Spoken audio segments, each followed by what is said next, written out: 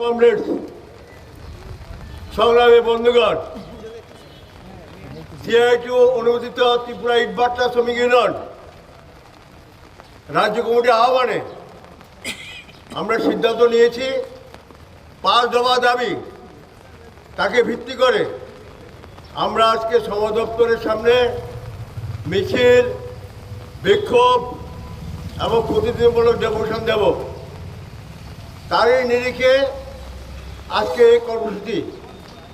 সবাই জানেন গত কদিন যাবৎ প্রচণ্ড প্রাকৃতিক দুর্যোগ চলছে গোটা রাজ্যে, কিন্তু প্রাকৃতিক দুর্যোগের মধ্যেও আমরা কর্মসূচি বাতিল করিনি।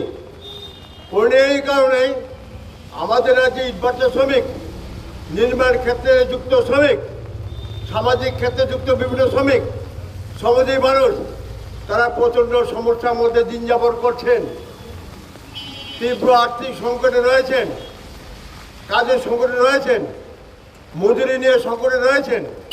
এই অবস্থায় 5 দফা দাবি নিয়ে প্রাকৃতিক দুর্যোগ সত্ত্বেও আমরা আজকে এই কর্মসূচি করছি।